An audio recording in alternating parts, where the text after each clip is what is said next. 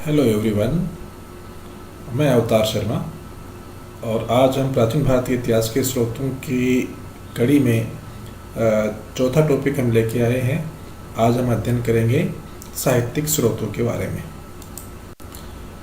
आगे बढ़ने से पहले थोड़ा रिवीजन हम कर लें। जैसा कि हमने पीछे के टॉपिक्स में पढ़ा है कि प्राचीन भारत के इतिहास के स्रोतों को हम अध्ययन की सुविधा की दृष्टि से तीन भागों में बांट सकते हैं: पुरातात्विक स्रोत, साहित्यिक स्रोत और विदेशी यात्रियों के विवरण। पुरातात्विक स्रोतों का अध्ययन हम पीछे के टॉपिक्स में कर चुके हैं। आज हम अध्ययन करने वाले हैं साहित्यिक स्रोतों का। साहित्यिक स्रोतों को फिर से हम दो विभागों में बांट सकते हैं: एक धार्मिक साहित्य और धर्मोत्तर साहित्य। धार्मिक साहित्य वह साहित्य है जो किसी धर्म विशेष से संबंधित है, और इसको भी हम फिर तीन भागों में बांट सकते हैं। पहला ब्राह्मण धर्म से संबंधित साहित्य ग्रंथ, दूसरा बौद्ध धर्म से संबंधित साहित्य और तीसरा जैन धर्म से संबंधित साहित्य। सबसे पहले हम लेते हैं ब्राह्मण धर्म से संबंधित साहित्यिक ग्रंथों का। इनको फिर से हम अनेक विभागों में बांट सकते हैं, जो कि ब्राह्मण धर्म से संबंधित साहित्य में प्रचुर मात्रा में प्राप्त होता है। तो इसे हम वेद, ब्राह्मण ग्रंथ, आरण्यक ग्रंथ, उपनिषद, सूत्र साहित्य, वेदांग, स्मृतियाँ, महाकाव्य और पुराण, इनके अंतर्गत 9 विभागों में हम बांट सकते हैं। धार्मिक साहित्य के अंतर्गत सबसे पहले हम लेते हैं ब्राह्मण धर्म से संबंधित साहित्य। ब्राह्मण धर्म से संबंधित तो विशुद्ध साहित्य हमें प्राप्त होता है, और इनमें सबसे प्रमुख है वेद। वेद का शाब्दिक अर्थ है ज्ञान। यह संस्कृत की 4 धातुओं विद ज्ञाने, विद संज्ञायाम, विद लाभे, विद विचारणे से उत्पन्न हुआ है। ऋग्वेद वेद को समझने के लिए हम दयानंद सरस्वती के कथन को हम यहाँ समझ सकते हैं। ऋग्वेद आदि विभाष्य भूमिका में उन्होंने वेद के शब्द के निर्वाचन के विषय में लिखा है: विदन्ति जानन्ति, विदन्ते भवन्ति, विदन्ते लभन्ते, विदन्ति विचारयन्ति, सर्वे मनुष्या सत्य विद्यायाम येषु वा तथा विद्वांश्च भवन्ति ते वेदा। अर्थात जिनसे सभी मनुष्य सत्य विद्या को जानते हैं अथवा प्राप्त करते हैं अथवा विचारते हैं अथवा विद्वान होते हैं अथवा सत्य विद्या की प्राप्ति के लिए जिनमें प्रवृत्त होते हैं, उनको वेद कहते हैं। वेद विश्व के प्राचीनतम ग्रंथ हैं और भारतीय चिंतन और संस्कृति का आधार है। भारतीय परंपरा में माना जाता है कि वेद किसी पुरुष ने नहीं लिखे हैं। इन्हें ईश्वर के द्वारा ऋषियों को ज्ञान के रूप में दिया गया, और इसलिए ये पुरुष विशेष के द्वारा नहीं लिखने के कारण अपौरुष है। ये हैं। वेदों की संख्या 4 है: ऋग्वेद, सामवेद, यजुर्वेद, अथर्ववेद। इनके क्रम के विषय में किंचित विद्वानों के अलग अलग मत हैं। सबसे प्राचीनतम वेद ऋग्वेद है, इसके विषय में कोई विवाद नहीं। उसके बाद सामवेद है या यजुर्वेद। कुछ विद्वान सामवेद को ऋग्वेद के बाद मानते हैं, कुछ विद्वान यजुर्वेद को ऋग्वेद के बाद मानते हैं, परंतु अधिक मान्यता ये है कि ऋग्वेद के बाद में यजुर्वेद लिखा गया और उसके बाद में सामवेद और अथर्ववेद। वैदिक ग्रंथों की जो ऋचाएँ हैं, वो ऋचाएँ सबसे पहले कृष्णद्वैपायन ने उनको संकलित किया, संपादित किया, और उसके बाद उन्होंने अलग अलग वेदों में इसका विभाजन किया।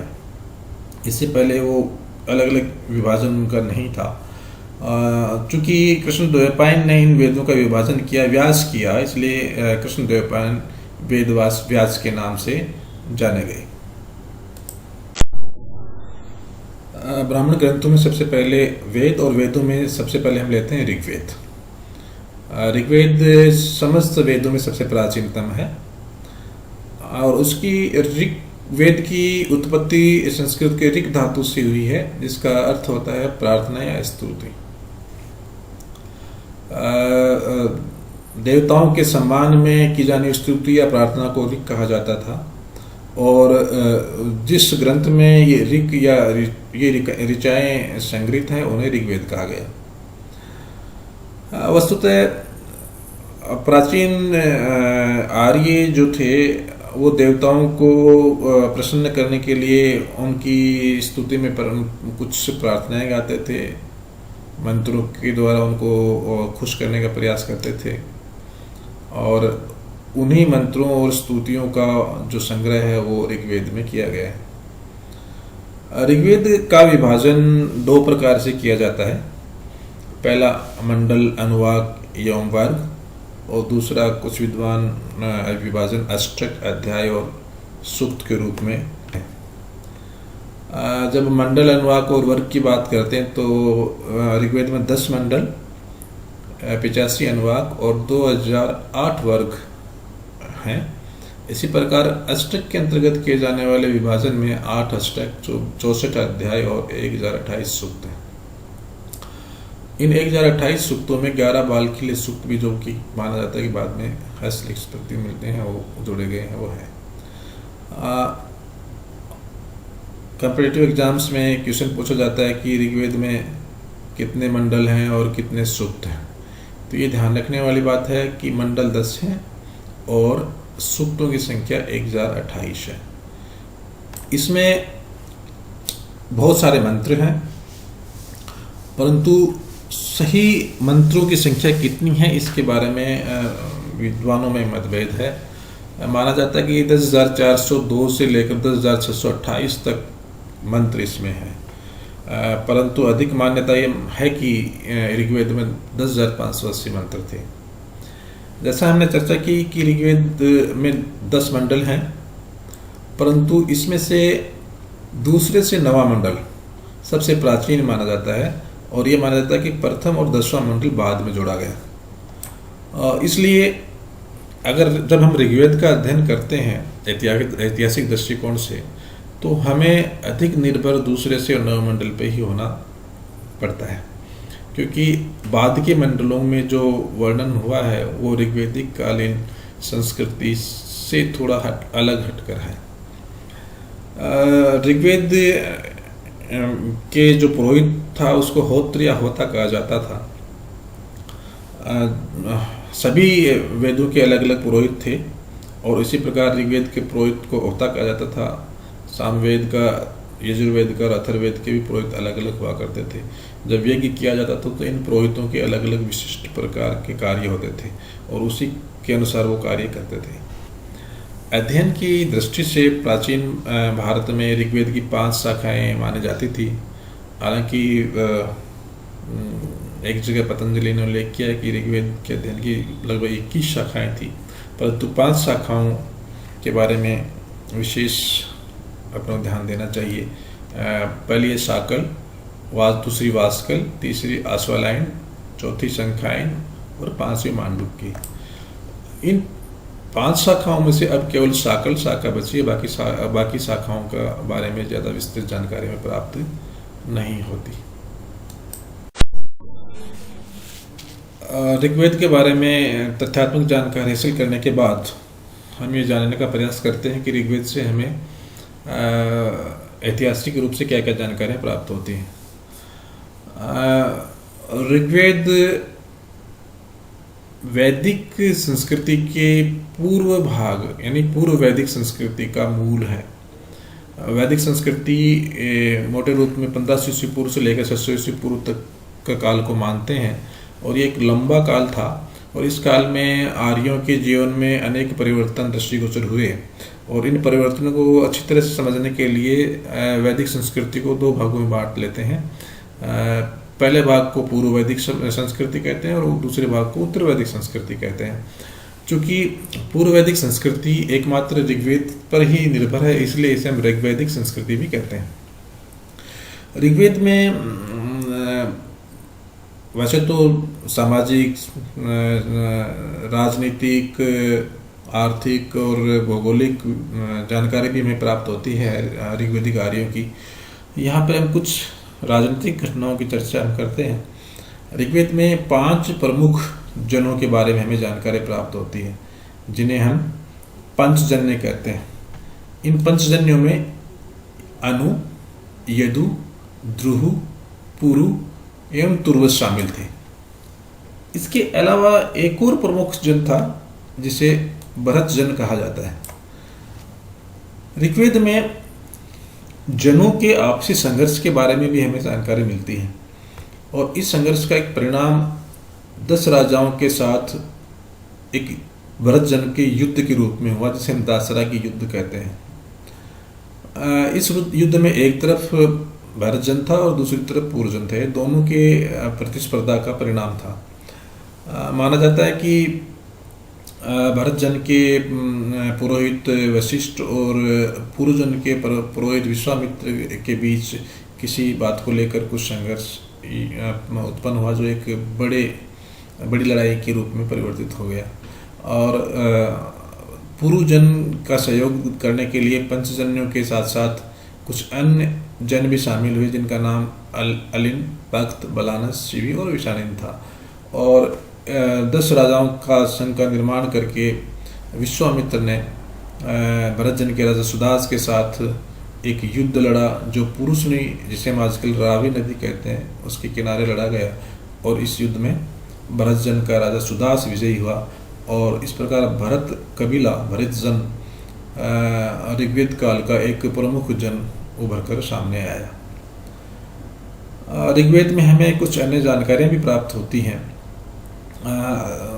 ऋग्वेद में सोम का महत्वपूर्ण उल्लेख हुआ है। सोम एक प्रकार का पेय था, जिसको पीने से व्यक्ति आह्लादित महसूस करता था, परंतु ये पेय शराब बिल्कुल नहीं था, क्योंकि ऋग्वेद में सोम की बड़ी प्रशंसा की गई है, और इतनी प्रशंसा की गई है कि उसका 9वां मंडल केवल सोम को ही समर्पित है, परंतु शराब की आलोचना की गई है। इसलिए हम कह सकते हैं कि ऋग्वेद में वर्णित सोम शराब नहीं था, ये एक अन्य प्रकार का ही पेय था। ऋग्वेद के 10वें मंडल में एक और महत्वपूर्ण जानकारी हमें मिलती है, और वह जानकारी है 4 वर्णों का उल्लेख की 10वें मंडल के पुरुष सूक्त में। ये कई बार क्वेश्चन पूछा जाता है कि चतुर्वर्ण का सबसे पहले उल्लेख कहाँ हुआ है, तो ऋग्वेद के 10वें मंडल के पुरुष सूक्त में सबसे पहले हमें चतुर्वर्ण का उल्लेख प्राप्त होता है। और इसमें ये कहा गया है कि एक विराट पुरुष के मुख से ब्राह्मणों का, भुजाओं से क्षत्रियों की, और उनकी जंघा से वैश्य की, और पैरों से शूद्र वर्ण की उत्पत्ति हुई। ये एक चारों वर्णों के कार्यों यानी कर्मों के आधार पर प्रतीकात्मक वर्णन था, संकेत था कि उनके कार्य किस प्रकार के होने वाले हैं। यहाँ मैं एक बात और स्पष्ट कर दूं कि चतुर्वर्ण का उल्लेख ऋग्वेद के 10वें मंडल में हुआ है, जो ऋग्वेद के मूल मंडलों में शामिल नहीं माना जाता है, फिर बाद में जुड़े हुए मंडल माना जाता है।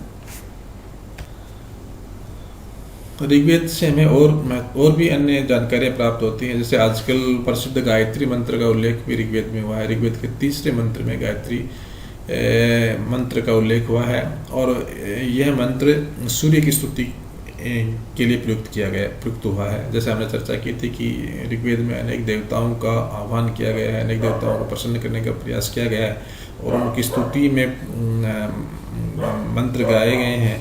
इसी प्रकार गायत्री मंत्र सूर्य की स्तुति में गाया गया है। जैसा कि हमने देखा कि ऋग्वेद से हमें अनेक जानकारियाँ मिलती हैं, उनके राजनीतिक जीवन के बारे में, धार्मिक जीवन के बारे में, उनके सामाजिक जीवन के बारे में, आर्थिक जीवन के बारे में। ऋग्वेद में अनेक संस्थाओं के बारे में हमें जानकारी मिलती है, जैसे सभा और समिति। ऋग्वेद से हमें तत्कालीन भूगोल की जानकारी भी प्राप्त होती है। ऋग्वेद में हिमालय पर्वत का स्पष्ट उल्लेख हुआ है, और उसकी एक चोटी मुजवंत का भी वर्णन हुआ है, जो सोम के लिए प्रसिद्ध थी। इसके अलावा ऋग्वेद में हमें वहाँ की अनेक नदियों का वर्णन मिलता है। ऋग्वेद में सरस्वती नदी का बड़ा ही विशुद्ध और बड़ा ही एक प्रशंसनीय रूप में उस प्रयोग किया गया है, वर्णन किया गया है, नदी तमें कहा गया है। तो मान सकते हैं कि ऋग्वेद काल में सरस्वती का बहुत महत्वपूर्ण उनकी जीवन में भूमिका थी। इस प्रकार हम कह सकते हैं कि ऋग्वेद से हमें अनेक प्रकार की जानकारियाँ मिलती हैं, जो ऋग्वेदिक आर्यों के बारे में हमें उनको समझने के लिए बहुत महत्वपूर्ण है। तो इस टॉपिक में हमने ब्राह्मण ग्रंथों के अंतर्गत वेद और वेदों में ऋग्वेद के बारे में तथ्यात्मक जानकारी प्राप्त की, और ये भी जानकारी प्राप्त की कि उससे हमें इतिहास की किस प्रकार से जानकारी प्राप्त होती है। आशा है ये टॉपिक आपको अच्छा लगा होगा। धन्यवाद।